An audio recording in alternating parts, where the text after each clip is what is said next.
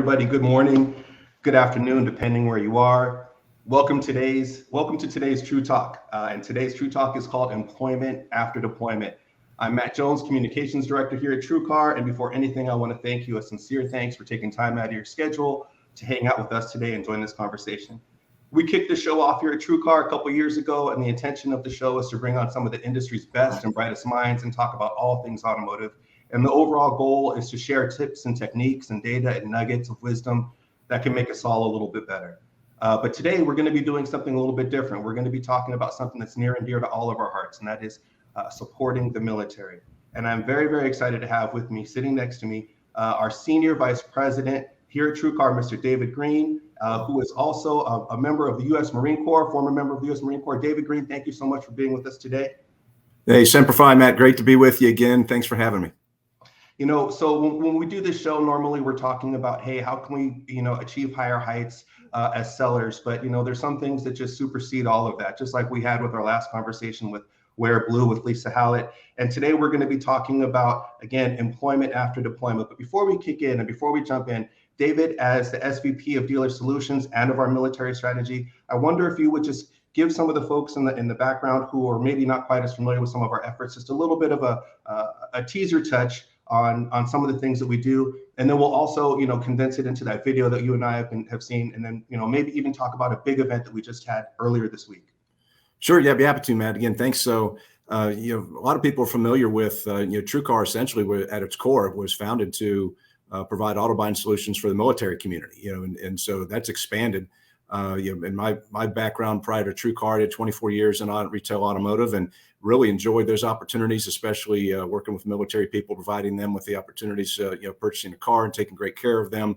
We had exceptionally high performance rates on those military members, and we continue to expand that with partners like Pentagon Federal Credit Union, Navy Federal Credit Union, as well as several other military affiliated buying services. In addition to, 2 years ago, we created our own organic buying service for the military community and their families, TrueCar Military, which is our fastest growing affinity partner site, since inception of the company. So from an operational side, there's no one leading the way in the military community from an auto buying standpoint other than TrueCar and our partners. And then, Matt, we also, as you're aware, developed a philanthropy a division of our company to give back that was founded by a friend of mine named Corey Remsburg, who is a Army Ranger who's wounded in Afghanistan. He's one of the more recognizable wounded warriors in the country. Actually, he was a guest of honor of former President Obama and Mrs. Obama at one of the State of the Union addresses. And Corey's passion to be able to operate a vehicle again independently was something that really inspired us. Unfortunately, based on the severity of his injuries, he wasn't able to do that yet. But just his passion and his grit and determination, we created a program in his honor called Driven to Drive. Hence his desire and vision to be able to operate a vehicle and have his independence back. So, as you mentioned, we just had a wonderful event a couple of weeks ago. So far, inception to date, we provided 6 brand new vehicles in collaboration with our retail partner, AutoNation, that assists us with that program to wounded veterans. And so this year we'll do that again. We always do that in November in around Veterans Day. And this year we also wanted to expand that to include Gold Star families, especially in light of Memorial Day. Because, we know the families of military members, just deployed, period. They serve also, but, obviously, especially the families of where their loved ones don't return home, unfortunately. And we'll be remembering those folks on Memorial Day. So we provided a Gold Star daughter just a couple of weeks ago with a brand new vehicle, and it was just a wonderful experience. So from an operation standpoint and a giving back standpoint, that's something we take very, very seriously. We're very passionate about the military community. And I think we'll talk in a little bit about the career opportunity that we're creating to connect veterans with our automotive retail partners for job placement to be at no charge to either party. So I believe we'll probably have that on the agenda here in a little bit too, to get more details on that. Yep, I do want to spend some time talking about that. I'm really excited to bring on our all-star guests of some of the industry's best and brightest minds who have also served in the military. And I think we're going to kick off real quick and show just a really quick video of some of the things that TrueCar has done for the military community over the past several months and years. And then we're going to kick this show off.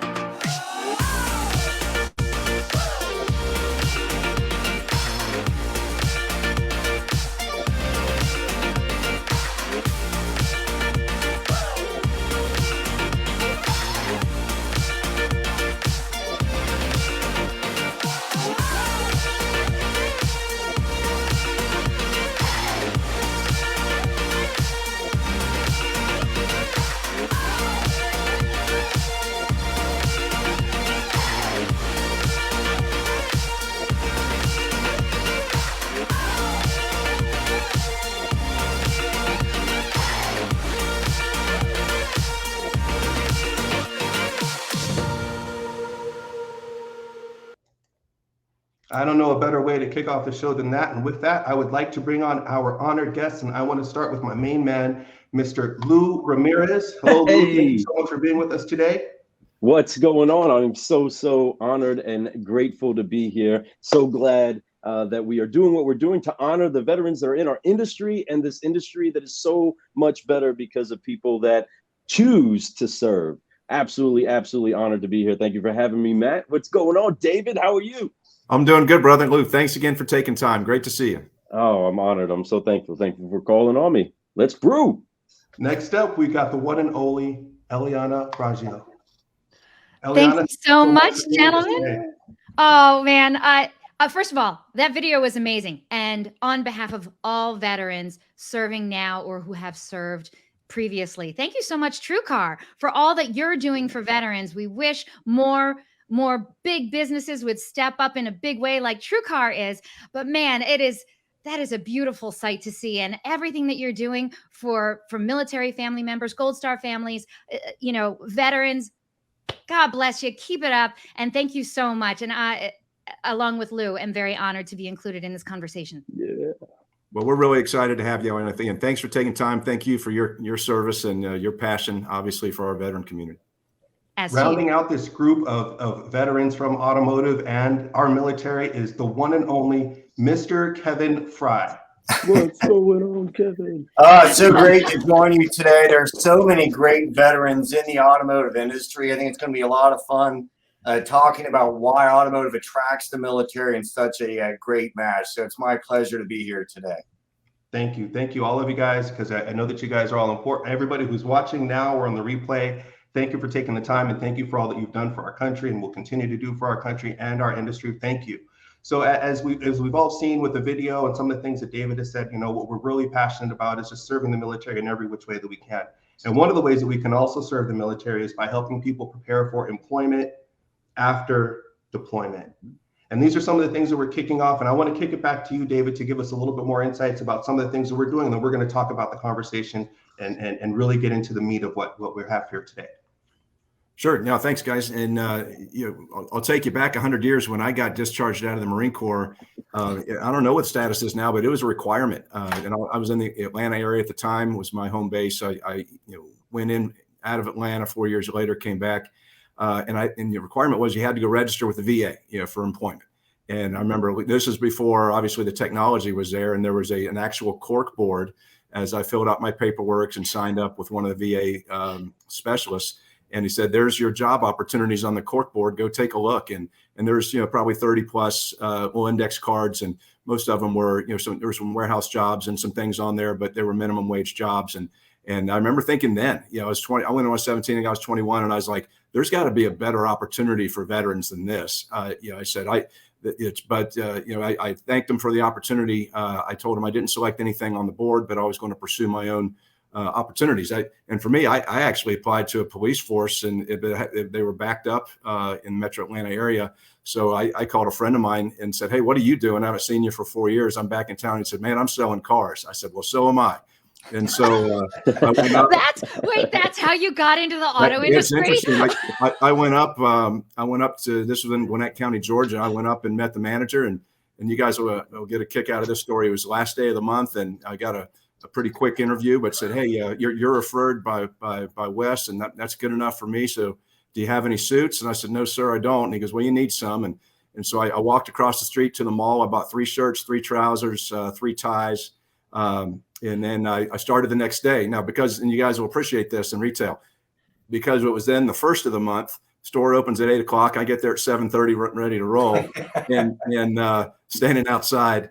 And a new manager walks in, and I said, "Hey, where's?" And I mentioned the gentleman's name who I interviewed. He goes, "Oh, he's no longer with us. I'm the new person." So everybody can relate. I re-interviewed, and then I started selling cars until I said, "I'm going to do this until I figure out what I want to do." And then 24 years later, I quickly realized that it's a lot like the military because it's a meritocracy. It doesn't matter who you are, what your background is, your pedigree, your level of education. If you can treat people well and you can perform and hit sales and service expectations, if you're willing to work, the hours and the holidays and nights and weekends, then the sky's the limit. And that's what I just loved about this industry, and have, obviously continue to love it at 24 years in retail.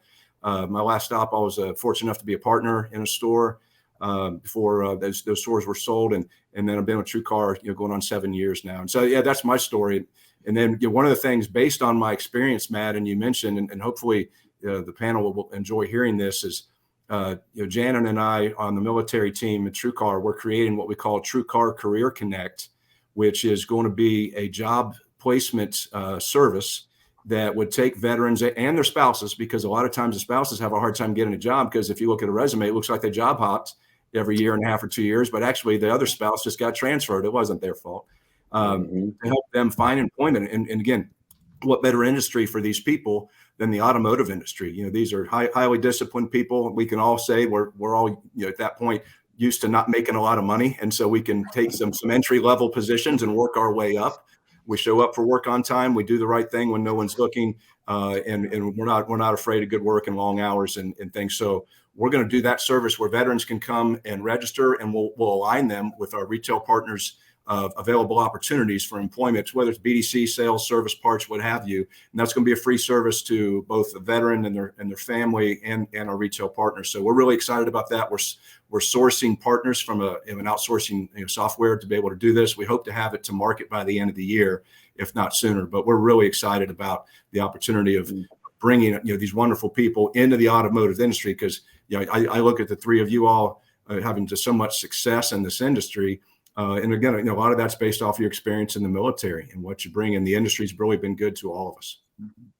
Absolutely. Thank you, David. I think these are the conversations that we need to have, because you probably, well, I'm going to ask this question to everybody else, but I think since I know you, I think I know the answer. But I'm going to ask a question. This is a roundtable question. I'm going to submit to everybody but David. Okay? David can't answer this one. As you were transitioning out of the military, as you were transitioning out of the service and back into civilian life, was automotive on your radar? And if not, what brought it in? We know what brought David in. And so when you were getting out of the service, were you thinking about automotive as a destination? And if not, what brought you in? And Lou, I'm going to start that question. I'm going to kick it to you. It's funny how it actually came into the conversation. It was not on the map. It was not something that I've considered. I went through all of my out processing. I was waiting on the post office to give me a call. I was doing my clearing at the time that I ran into who was at the time Post Sergeant Major, who was also the commandant when I went to PLDC. So I went to leadership school. He was my commandant then. He was the president of the board when I went to the Soldier of the Year board. And when I was processing out, I ran right into him. And he's a large stature man of Brooklyn. He looks a lot like my stepfather. He conducts himself. So, I mean, he was the picture of a command sergeant major. He is that guy, and has the towering presence to complement it. Well, I run into him and he sees that I'm clearing, and he says, "Ramirez, what are you doing? You're getting out of my army?" And I said, "Yes, Sergeant Major, and I'm only a few days until I start my terminal leave." And he says, "Wow, I cannot believe this." He said, "You're doing so great." I mean, I had a great 4 years in. It was just that I was building a family in Kentucky, and I'm a New Yorker, and that dollar stretches a lot further in Kentucky, and you got a lot more space to stretch your legs and stuff, right? And so building our family in Kentucky and my wife having such a great support system, I knew I wanted to stay there. So when I was waiting on the post office to give me that shout, and he came in, he said, "My daughter is selling cars at a Mitsubishi store, Mitsubishi, Hyundai, and Isuzu." It was Swope Mitsubishi, as a matter of fact. And he said, "She's selling cars there. Go talk to Matt Damos about selling cars." And I said, "All right, Sergeant Major, appreciate it." And I'll be real, I was about done being told what to do at the moment. You know what I mean? It was like, I can't wait to just get on to this new civilian life, right? But he said, "Go do that." Well, that was a Friday. On Sunday, the big paper came out, and it said, "Hey, go make $80,000, get all these benefits and all this other cool stuff." And I said, "Hey, this is the same store that Sergeant Major Dario said to go check out. I might as well just go interview." So I did. I put on my best church clothes, right? I went over there, marched on in, had an interview, and then it was a couple of interviews in that process. But as soon as I went there, I found out that there was a lot of former military that were making big things happen inside of that store. That was a lot of the success at the store at the time, was that the manager that I met with, he former Army, his other manager and top leaders on the floor, all prior service. Fred Lenartz, who I got to meet there, who's also our co-founder and co-host. He's a U.S. Air Force veteran. My son serves in the Air Force now, but he was an Air Force vet working right there at the store. And I was like, I feel right here. This feels good, especially when I found out everybody's service history. So it was interesting because it was almost like the last order I received from a sergeant major was, your next post is at the dealership. Get on point. You know what I mean? That's what it felt like to me when I really looked back at it. But yeah, that's how I actually made it in. And first paycheck got me. Yeah, your first week's paycheck was probably more than your last month's paycheck from the Army, right? Mm-hmm. Eliana, were you thinking when you were serving in the Gulf War, were you thinking, when I'm done with this, I'm going to go sell cars? Hell no. And actually, I've never sold cars. I have been in the auto industry for 14 years, but I've never sold cars. And actually, it was a number of years out of the military before I actually got sucked into this industry that we all love and have never left. I spent many years being a special event planner. And then I went into radio. And then I had a girlfriend who called me up, and actually one of my best friends. And she said, hey, I'm working for this company and we sell software to dealerships. And these salespeople are making so much money. You got to come. And I was like, all right. So I interviewed, I got hired, and I started in the auto industry in August of 2008. And then in September of 2008, the auto industry crashed. And I was like, what the hell did you get me into? But I stuck it out. I'm still here and I love it. And the auto industry, it's like another family. And we all kind of know each other, even though some of the people, major players, move around. But I'm looking forward to getting to the part of the conversation where we talk about, so why should you hire a veteran? You know, and why would they work out in the auto industry? Because the parallels are exquisite. And once employers see that, game over. Let's go. Let's hire some veterans. I want Kevin to give us a shot at that. Were you thinking about getting into auto when you were still in the service? And I think the common pattern with most folks in automotive is that we fell into it. And so I did 8 years of active duty, 2 tours. I got out in '96. And I started a consulting business. I was involved with the early days of the internet, which involved being involved with eBay. And when eBay Motors first started, and by the way, they were like a bull in a china shop. And I was one of those folks. I mean, we were learning how to sell cars online. There was no instruction book, so we just wrote the instruction book. And that essentially turned into another business servicing dealers who were desperately looking for help with how to address the internet and to lead in that area. And Jeff Weiler was one of my customers. They eventually approached me and made me a fantastic offer to come on board with the challenge, really, direction, very simple. Put us in front. We want to be number one in everything digital that's out there. And you just tell us what you need. And that's the kind of a challenge an ex-military guy likes to hear. So I've been here ever since, and I absolutely love it. So one thing that I hear from the group is, and correct me if I get it wrong, nobody here was lusting after automotive when they were in the military. No. Right? And what I hear from the three, a little bit slightly different with Kevin, though, is David, a person got you in. Lou, a person got you in. Eliana, a person got you in. And Kevin, I guess Jeff Weiler is a person too, and kind of brought you in as well. And that was the same thing for me. And I think we can replicate that story with many people throughout automotive. And that's one of the reasons why we wanted to have this conversation, is because a homie hookup is not enough to sustain an industry. It's just not enough, because there's so many people that our industry could be benefiting and could be benefited by if we had a more concise, a broader advertising scale. Now, and I'll tell you, I'm a former firefighter for a very short time here in Long Beach. But if you look at your fire departments in any city, they're primarily male. But you know what's weird about our population? Our population is not primarily male. It's male and female. So what I've learned as an ex-firefighter is I've seen departments go after, say, hey, we need more female representation.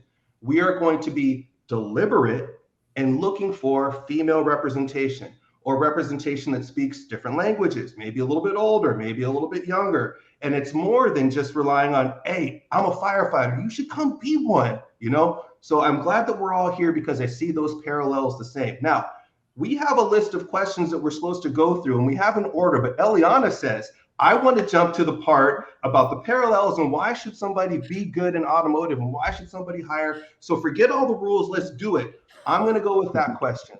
If you're in why should a dealer be looking, and this is going to switch it up a little bit, why should a dealer be proactively looking to hire veterans into their industry? And Eliana, you started this fire, so I'm bringing that question to you first. You get to go first. I appreciate that. Okay. So first thing I did when I was asked to do this, I went and I wanted to know how many veterans, when they're leaving military service, how many of them have a job lined up after the armed forces? And unfortunately, according to Pew Research Center, it's only 1 in 4 have a job lined up. That means, first of all, if you're looking for a hardworking, motivated, disciplined, ethical employee that has transferable skills, veterans are your answer. And I wrote up a short list of some of the best reasons, and I know all 4 of us veterans here can absolutely attest to this, why they would make a great employee for a dealership, for honestly any company. And people should pay more attention and be more veteran friendly when looking to fill open positions. So I wrote down accelerated learning curve. We have to learn stuff real fast on the job sometimes, and no holds barred, and we have to do it right, because a lot of times those skills and those things that we do have, you know, lives are at stake sometimes, you know? So getting it right in a short period of time, yes. Leadership skills, absolutely. Teamwork, no place better than to find it in a veteran. Diversity and inclusion, yes, please. Whether we're forced to do it or whatever, you literally are relying on the guy next to you. Doesn't matter what their skin, religion, economic stat, nothing, none of that matters to a veteran. That is something that I wish a lot more people would have in their lives.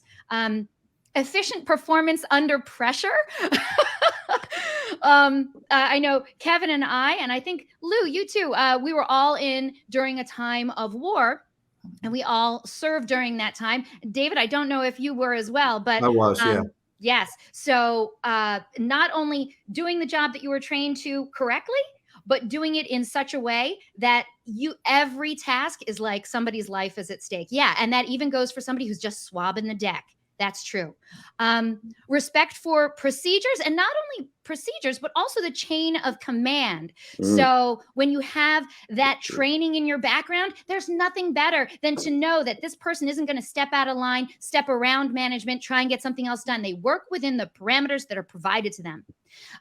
Technology, always, the military is always high up on technology. Big one, integrity. They know what it's like to do an honest day's work for an honest day's pay. And it you know, that integrity is going to translate into sincerity and trustworthiness. Attention to detail. You learn that as soon as you get into boot camp, right? Oh my goodness. Absolutely. And then finally I wrote down, triumph over adversity. Isn't that what the Marines tagline is? It's, you know, just, you know, kind of figure it out, get it done, you know, adapt and overcome. Adapt and overcome. That's exactly right. And that's what a veteran is trained to do. They have years of experience doing it, and it is drilled into all of our heads. And those are just the ones that came to the top of my head. And I'm sure these other gentlemen have other things that they would add to the list on why a veteran makes an awesome employee. Wow, what a great summary on that. I really, right? Give her that. I don't know if we can I don't know if we can add anything to that, Matt. That was perfect. Goodness. Lou, let me ask you, do you see any parallels from your time in the service to your time directly on the line, on the ground, on the floor when you first started at that Mitsubishi Hyundai Isuzu dealer? Yes, yes. There was lots of parallels. One in Eliana, you brought up the chain of command thing so well, because that is key to understand that there were layers to knowing where you got your information from. And in the auto industry, just like in the military, nobody likes that chain getting jumped, right? How come you're asking me about this? Have you asked them about this yet, right? This is who's supposed to teach you that. And that worked really well for me. What also worked really well was making sure that, hey, here are the right scripts. Here's the right information. This is what it is that you need to do. And this is when you need to do it, right? That so much of that transitioned easily. But the thing that was most lacking, that I believe that our unit, when I say unit, and these were car guys, right? What we actually had together was there was great honor. And that's something that we get from so many people making that transition, is a different lifestyle of honor, where you can honor your leadership, you can honor those you're leading, you can honor the person that you're taking care of. That being fused into a culture, it helped make it work for me, because we honored well. That was something that they brought in. I didn't recognize how much it wasn't in the industry until I saw outside of that unit, right? When I got outside of that and just saw raw car guys, it was a little bit of a different take on it, right? And the honor levels were different, the respect levels were different, the ethic levels were different. Eliana, you said integrity, it was way different. But I was very, very blessed to have a smooth transition into a military style pod for a time being, to give me my fundamentals at the time, which then helped set me up for success going forward. But there were many, many parallels, and I was a logistics sergeant. So when I jumped into when I did my interview, I did put the little caveat of, if it doesn't work for me in sales, would you mind if I went into the parts department, right? There were other avenues that I knew you could do in the industry. And I was happy that he said, yeah, absolutely, great. That put me at ease. But he told me later on, he said, I knew you were never going to make that transition. But handling the logistics, it flowed well with me. I had to keep a good filing system. I handled most of the dispatch in my previous unit. So making sure that I knew you had everything that you need, everything is up to code, all your paperwork is there, boom, boom, boom, making sure that everything went the way that it needed to go. It was a very easy transition for me. So that's why it kind of caught fire really quick, and was like, all I have to do is this. Too easy. Let's go. I know. It's so much easier than being in the military and waking up at 4 o'clock in the morning. Come on. Let's go. Yes. Kevin, what about you? Like, did you see any parallels that in automotive that made this appealing as a military David man? hit the nail on the head with the word meritocracy, which is all about performance driven. When you're in the service, it's everything is high pressure. Adapt and overcome to meet the challenge and achieve the mission no matter what. And your work schedule when you're operational is 24/7. It doesn't matter what day of the week, it's a work day. It was a privilege to go to church when you're operational.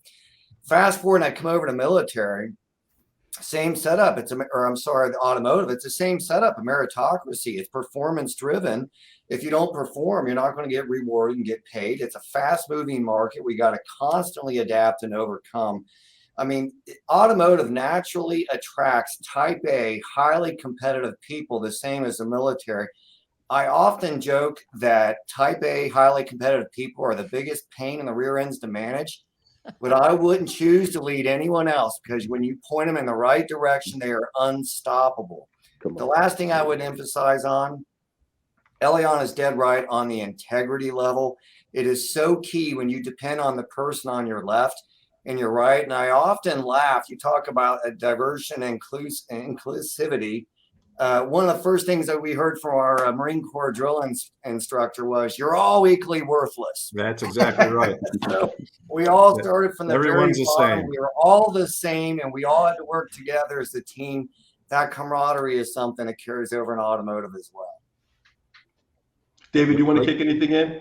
I love that. Great summary by all three of the representatives, Matt, and again, especially with I echo again the integrity aspect of it, the work ethic. The DEI part is just a no-brainer to me, and I'm sure it is for the panel, because to Kevin's point, we were told, you're all equally worthless, and of course in the Marine Corps, we're wearing green camouflage utilities, said you're all green. Some of you are light green, some of you are medium green, some of you are dark green, but you're all green, and again, you're all worthless. And so, me personally, I guess, especially being as young as I was when I went in, there's no other way for me to even live my life other than that.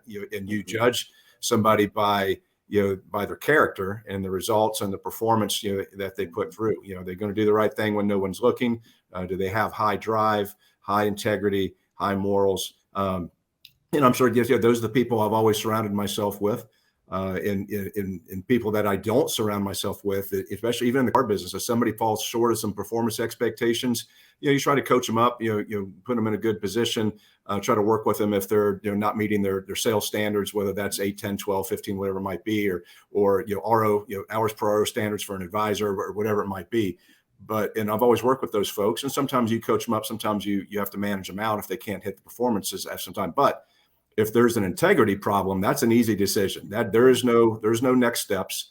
You move on, right away, you address it. And again, that's I see all the heads nodding here. That's just the way it works in the military. There's zero tolerance for that. And so that's the way I think all of us, the veterans in the automotive, really in any industry, have approached our lives and our business. I think it's really important that you guys all called out integrity, because after you've been in the business for some time, even in the different functions, and I've only been in retail prior to TrueCar, but I remember getting into retail, and I'm in week 2 or week 3, and I realized I have access to millions of dollars worth of product. All I need to do is type in a code, and I can get the key for any car that I want, and I've got millions of dollars of opportunities to just lift a key or take a key from somebody else, and a buddy can go drive it over the weekend to go show off, or I could, you have to trust me with your inventory. But forget the inventory, you have to trust me with the lives of the people I'm test driving. And then you got to trust me with their credit. And on top of all that, you got to trust me with the store's reputation. And I'm like, you're giving all this to me at 24? Wow. You should hear what I was in charge of when I was only 19. I look back and I'm like, oh my God, I can't believe they put that all on my shoulders. That was really important shit I was doing. Right. And so when you think about like everything that's on the line, when you get past just simply, hey, is this the right Civic for you? Once you get past that, and you think about all the other things that make up an employee, as you said with that list, Eliana, I really do think, I hope that there's some high power employers out there who are looking and saying, oh yeah, everything that I want could likely be found in a military person, whether they're, and we're going to talk a little bit later if time allows. I think what happens when we have these conversations, when we think about getting, a person transitioning into automotive out of military, I think our natural thought process is to think of the person who's going directly from military into their next stage. But then we think of people like Eliana, or who may not have gone through that path, but those parts of their personality are still there. Maybe they're 10 years removed from military, and they can still be a part of our industry. So if time allows, we want to maybe touch on how do we become more attractive, or how do we retrain some of those folks. But I want to transition into a slightly different question. And I think I want to start with you, Kevin, if I can, with this one. And this question's for everybody. When did you know this was the right business for you? Like, what made you want to stay? Because, and the reason I asked this question, and I'm going to preface this, we have a high rate of attrition in this company, in our industry. We have a high turnover rate, right? So it's important. I want people to understand what it meant, what motivated the 4 of you to stay in this industry that doesn't always keep everybody that steps in. So Kevin, I want to start with you if I can. Yeah, I really give you 2 answers. The first part was just a tremendous challenge. I knew when I came into automotive, we were going to have to start at ground zero to where we are today with the internet and all things digital. But the other thing I really enjoyed was the leadership aspect. The first time in the dealership level, just praising people and saying, great job. They kind of gave me this cross-eyed look, like they'd never been encouraged or uplifted. While in the service, we're always taught to recognize performance, especially exceptional performance.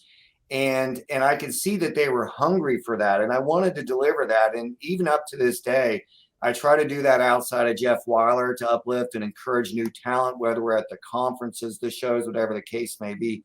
There are such great people. And the thing about type A people is they do want to be encouraged and uplifted. And it's just more fuel in their tank to keep going 110 miles per hour.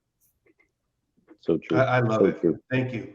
David, when did you know that automotive was going to be for you and you weren't going to go back to that mall where you bought your suits from and go work there instead? Yeah, it's funny. I did work at that mall when I was in high school, but and I think Lou really nailed it. Is because I was still waiting to hear back my application from the law enforcement police department in Georgia, and when I finally heard back that I wasn't going to be selected, or one of the reasons the line was so long, and I was at the end of the line, I said, well, I'm going to keep doing this until I figured it out, and then sure enough, after a couple of months. I was making more money than most of my friends. All of my friends outside of automotive, regardless of their education status. And I said, you know what? I like this because I'm in charge of my own destiny. If I don't sell a car today, that's on me. But if I can do 15, 20 plus a month, that's on me too. And so and there was a little, I think Lou mentioned it too, is there was a good chemistry, there's good camaraderie. You're used to the hours because in the service, Saturday's just another day. Not everybody gets Christmas off, like, in the traditional world, half of the armed forces, if not more than half, are working on and deployed on Christmas. So for me, those paychecks rolled in. I saw that I was in charge of my own destiny. I saw that, my discipline was a little bit probably ahead of some of the folks in there, that I can use that to my advantage. And so it was a no-brainer for me. Again, I thought it would be a 1 or 2 month stop and to pay the rent until I can get a law enforcement career, and it just worked out. And there's still a part of me that says, hey, I have so much respect for law enforcement, and I wonder what that would have been like. A lot of my friends in law enforcement, but for me personally, it's just been a great experience, and continues to be a great experience for me. I'm in no way am I looking to slow down anytime soon. Eliana. When did you know this was right for you? I didn't. Because remember, I came in, and then a month later, the jury's whole still out. automotive industry was like, So believe me, I was definitely questioning my life choices at that point. But then I also thought, well, the only place it could go is up. So I stayed. So, and here I am, let me see, is it 14 years later or something like that? So yeah, no, it's been good. I wouldn't change it for the world. It's been a good ride. Absolute. Lou. March 5th, 2004. What? He's coming at us with dates? March 5th, 2004. I received my first paycheck, which was bigger than the largest tax refund I received at that time of my life. And remember, I was a soldier with 4 kids. I knew I had pretty decent tax return checks, right? We built our life off of that. You know what I mean? In a lot of cases. And so when I had that check and said, babe, look at this, I put it on the fridge. I had it just sitting there looking at us for a week. I mean, I was so like, you know what I did to do that? I high-fived people, and I took test drives in cars, and I made them smile, and they loved me. We had a great time, and I ate good food, and I'm still learning how to dress, but that's what just happened. It was so crazy at the time, but that was the day. It was the first pay period that I was at the store. I saw that check, and I said, this is it. We're done. Lou, you really took me back with that one, because I don't know about everywhere else, but here at TrueCar, our paychecks are on like the 15th and the 30th, or the 15th and the 31st. And I remember working at my first store, I'm like, do I get paid on the 15th or 30th? No, bro. Accounting has to actually go through your deal, see what closed, see what got kicked back, blah, blah, blah, blah, blah. We got to, things have been restructured. You're going to get a check probably on the 5th.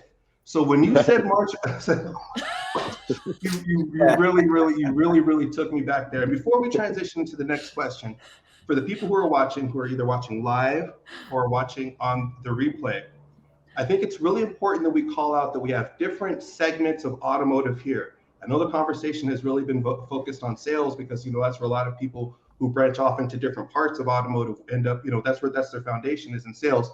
But Lou does not work at a dealership anymore. David does not work at a dealership anymore. Eliana has never worked at a dealership. Kevin is still at the store, but we're all within automotive.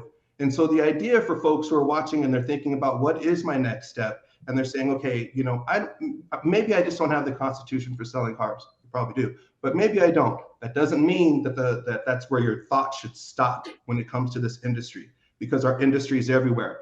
Lou talked about parts. There's distributors, there's manufacturers, there's vendors, there's advertisers, there's OEMs. There's a lot of different places within automotive. And in our goal here at TrueCar is we want to bring veterans into all aspects of automotive. We love our dealers, and so of course that's first and foremost, but that's not where our industry ends. So just want to be very, very clear about it, and that's why we selected to have such a diverse panel on this conversation. And Now, Matt, I'm gonna capitalize on that as well, because I just want to point out that the four of us guests did not have an opportunity to talk about what we were going to talk about on today's show. We just knew what the topic was going to be. And even though that we, the four of us, served in 3 different services, we are all absolutely in agreement with each other. It really is like a family. And we all, you know, even though, believe me, I was not even close to saying that I was a Marine, but even still, we all had very, very similar experiences and took away such similar awesomeness from the military that is now transferable, honestly, to any job, but specifically to the automotive industry is a perfect fit, whether you're on the vendor side or the dealership side. And I just love, we all keep nodding our heads at each other. I'm like, yeah, no, I know exactly what you're talking about. So I think what happens sometimes in industries, and you know, I consider my adult life personally, that my adult life really started when I got into automotive. I got into automotive at 24, and prior to that, I was an adult as far as the law concerned. But as far as like, you know, real life responsibilities, you know, as a part of the workforce, to me, I consider becoming a significant adult when I got into automotive. And so, as we talked about earlier, most of the people on this, and myself too, I got brought into automotive because of a recommendation of a friend, right? It wasn't something that was on my radar. I didn't learn about it in school. It was a recommendation of a friend who pulled out a paycheck, and I said, okay, let's talk a little bit more about this, right? But as we said earlier, that's not enough. So how do we as an industry, and I'm just talking about automotive broadly, how do we as an industry make ourselves a destination for people who are preparing for employment after their time in the armed services? And I don't think that the 5 of us on this call can solve that answer right now. I mean, but so I wanted to add a second part onto that question is, have you seen any people or stores who've done a good job recruiting ex-military into the industry, so that we could talk about what we think we can do, and let's also talk about examples that we've seen elsewhere. And Lou, I think I want to start this conversation with you. How do we become better? And have you seen any examples of people within our industry who've done a good job proactively recruiting military?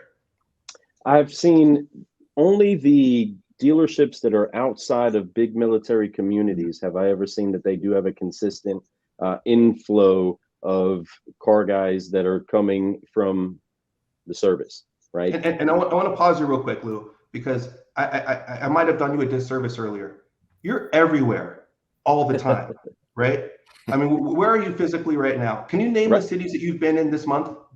Oh my goodness. Right now I am in Tampa. I am at dealership Toolkit's headquarters, and I am here just doing some cool stuff, setting up our new studio that we're going to have a satellite studio over here because we do visit here so much. But where have I been this month? Let me see. I've been to Philly. We've been to Texas. We've been to York, South Carolina. Where else? We've been a few places, but we get a little bit of everywhere. We get a little bit. But it's safe to say that you see a lot of stores, probably more so than the average person in automotive. You see a lot of stores. So that's why I wanted to go with you first to get your perspective. Have you seen people who've done like an exemplary job? Yes, the one that stands to mind the most would be my friend Alex Flores, as he makes sure to keep it inside of his advertisements that he takes care of veterans and that he's veteran ran, and then also that it's very welcoming to the community that would pull out the veterans. The thing that often is, I believe, the issue of us communicating to the veterans is whether or not we're intentional about it. I think that if we're great salespeople, right? We're the best in the industry, and we're the best in the world, right? And inside of that, if we aim at it, if it's something that we actually gaze at, we'll go to that.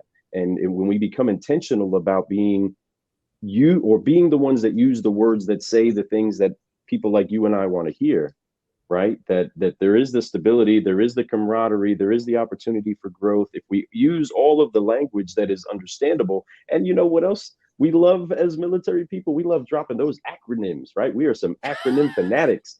And so when starting to have that kind of talk, but show the discipline that is needed to be successful, and let people know of service, we need you. We don't say that enough, that we need you to make our industry better. I believe if we communicate to our military brothers and sisters, and they understand how valuable they are in this industry, that the only way that this reputation of our industry gets any better is if better people bringing better quality to it show up and show out. And those people are all in the military. They already have those disciplines. They already have those time management techniques. They already have a language of honor and respect. And if we tell them we need that here and you can fix that, my goodness, that will raise up the level of value that they put on themselves when they leave here. Because so many times they don't know what they have in their hand, right? They don't know that they have a skill set that it really takes military teaching to get it. You know what I mean? And when you get it, you can't lose it, right? Once a soldier, always a soldier. Once a Marine, always a Marine, right? You're always that. And inside of that, if we let them know that we need it, then we get it. And there's very few people that are out there saying, we need you with us, help us get better. But those that are doing it, they see it, but it's just like anything else. If you don't give it attention, it won't grow. So we just encourage all you dealers, let them know you need them. They'll come. Just tell them you want them. I promise they'll come. Kevin, what do we do as an industry to make ourselves a destination? I think Lou's absolutely right. I mean, we're not communicating the opportunities that are out there. When you brought up attrition before, typically you struggle to get people in or to get them to stay because they're like, well, so that I get paid 100% commission. That's pretty high risk, high pressure. I really have to perform. I'm not sure I'm comfortable with that. That's what we do every day in the military. It's high risk, high pressure. You got to perform. It's such a natural fit. But as I sit here, I'm thinking we're not communicating this to the veterans that are out there. And I think that's the big challenge we need to overcome. Eliana. I don't think that the automotive industry does a very good job of it right now. There's certainly a lot more things that the auto industry could be doing individually, per dealership, per dealer group. So when you're asking me who does it well, honestly, I've seen people outside of the auto industry do a very, very good job. But let's talk tactical. All right. Let's talk about some of the things that you as a dealership or a vendor in automotive could be doing to attract more military members, ex-military members, and those very, very valuable veterans. So first things first, everyone starts their search for a new job on social media. And social media has never been hotter than now. Everyone starts on social media. So are you as a company putting out social posts that literally say, we want you veterans, or what kind of messaging that is, or even saying, hey, want to give a big shout out to Bill over here. He's a US veteran and he's been at our dealership for such and such long, and we couldn't do it without him. And thank you so much for your service, and congratulations on your 7-year anniversary. First, free social posts, easy, right? Now, when you're getting ready to put an ad for a job, put in the ad that you are encouraging veterans to apply, and also put out social ads saying the same thing. Easy stuff. It doesn't cost a lot. $100 behind a social ad goes a really long way, right? And then another idea is geofencing. Lou, you talked about, hey, the businesses that are right near a base, they seem to get a lot of veterans, and absolutely. What if you could geofence it? Use some technology around those bases, around those places, around USOs. Think about it. Just think about it. Where do veterans hang out, right? Where does military people hang out? Well, at some point, somebody's going to leave the military service and they will need a job, as we saw, 1 in 4, right? So Are you using technology? Is it your friend? Are you spending money? Are you doing the things right now? And the answer is probably no. The answer is probably no. And you could be doing so much more. And quite honestly, the number one challenge the automotive industry is facing right now is a shortage of service technicians. What are you waiting for? Come on. Come on. Are you Let's kidding go. me? Why are you not hitting up those military bases? What You do know you what? If you can there? fix a Suburban, or a tank, you can fix a Suburban. There's not that much difference, Oh right? my gosh. That's Those are great ideas. Talk about a quick learning curve as well, you know? And believe me, the military is silly with service technicians of all kinds. Trust me, there are lots of things that you could be doing to get more of these veterans to fill those open positions at your business. David, I know you did some things at your store, even from the way that you outreach consumers. And how do you think we can make ourselves, more attractive? And what are some examples of some great things that you've seen? Yeah, and I think all three of our teammates here brought us some great points. And so, yeah, the dealerships that I've run is one, reach out to the VSOs, which are veteran service organizations. You know, one in particular I've been a longtime member of is Team RWB, stands for Red, White, and Blue.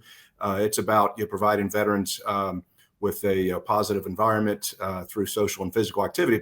And there's civilians, 50% and 50% veterans in there. And so I've hired several people just from connections and networking, kind of to Ileana's point on through those opportunities. But I think all the members are correct when they say there's, as an industry, we just, from the vendor side and the retail side, there's not probably anyone doing an outstanding job on there. I'm sure there's some out there doing a fantastic job, but holistically, there's opportunities. And, that's why we're creating TrueCar Career Connect. Is we see that void of people coming out, especially if your MOS, your occupational specialty, doesn't translate. So again, I was in the infantry. I was qualified again to be a police officer or a hitman. The police officer didn't work out, and I wasn't going to do the other. And so, that's what that was the only skill I had for 4 years as an infantryman. So I know, but to everybody's point, but I could follow orders, I could work hard, I show up on time, and I do the right thing when no one's looking, and that's what automotive is perfect for that. And so we look forward to getting that TrueCar Career Connect up and running. That will match like a marketplace, for people looking for opportunities, big time, and technicians. The industry is evolving in a lot of ways. For BDCs are growing. For customer interaction, everyone needs good quality salespeople and technicians and advisors and body shop people and everything else.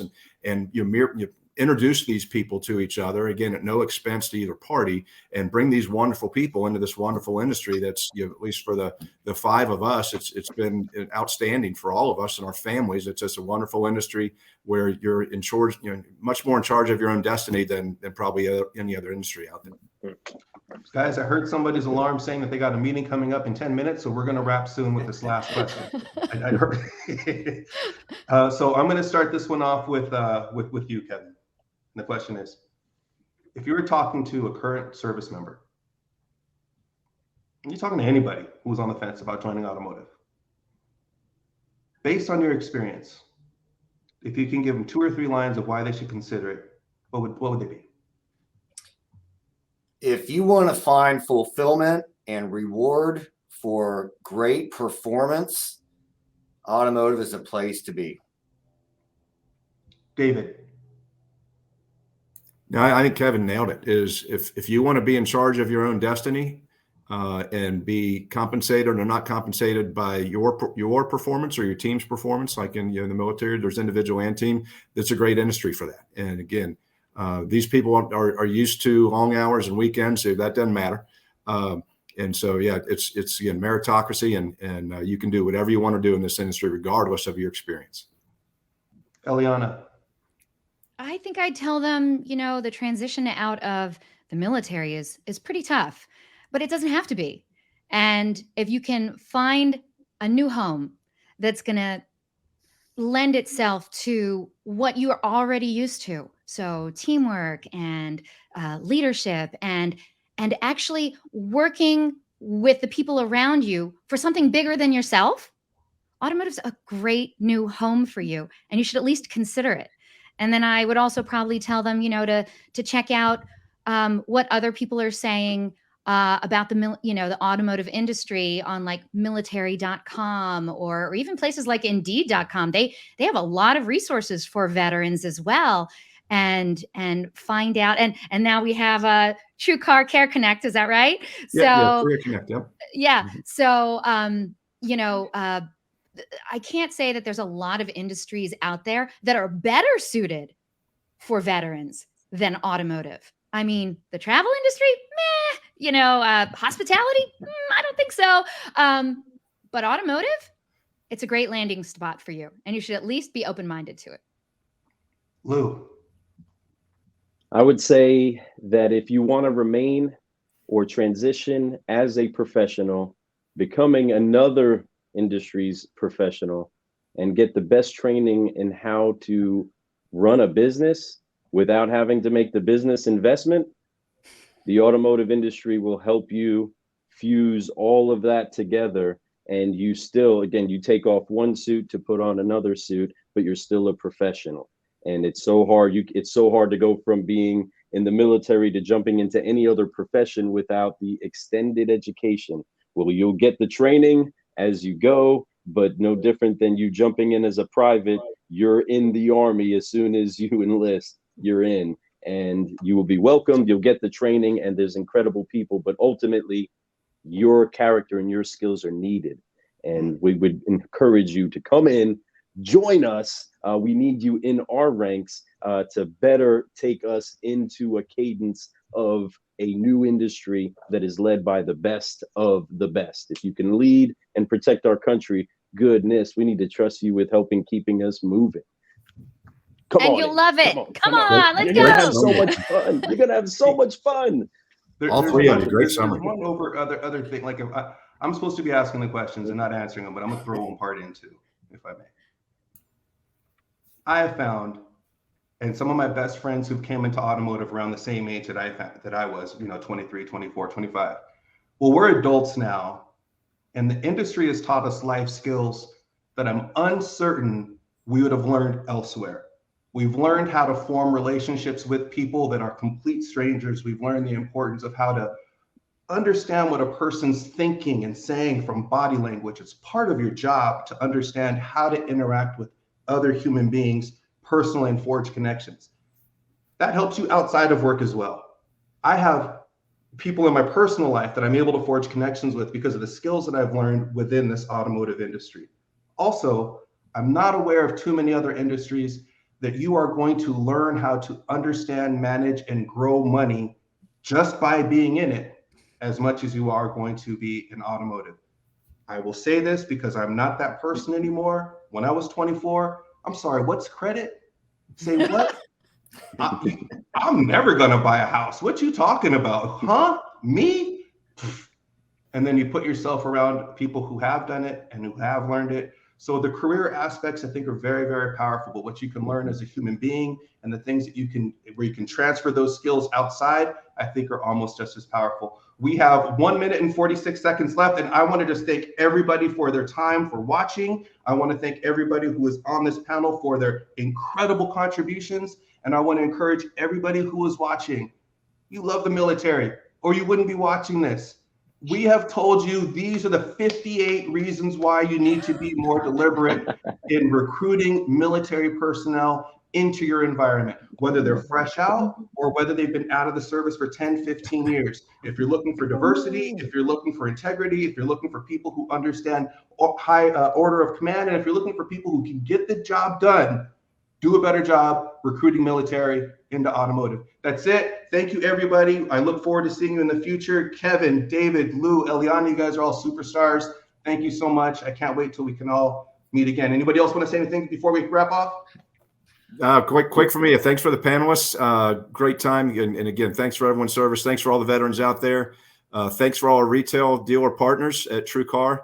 We appreciate your continued business. And then last, obviously, for our TrueCar teammates that are watching this video, thanks for what you do for our company every day. Very much appreciated. Semper Fi. Thank you. Ooh. I stuck that in. I saw it. Yeah, I heard it, baby. It was well worth it. Give me a who on Thank you, that. everyone. Thanks, guys.